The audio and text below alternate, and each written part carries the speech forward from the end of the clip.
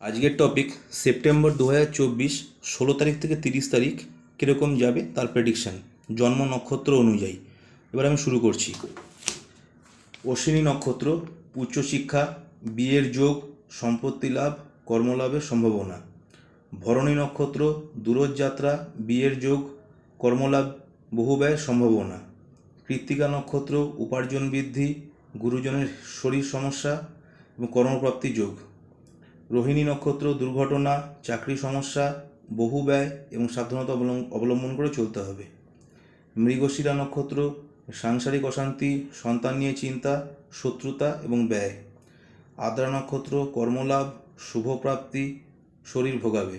পুনব বসু, ঋণ বৃদ্ধি, শরীর ভোগাবে, অর্থক্ষতি।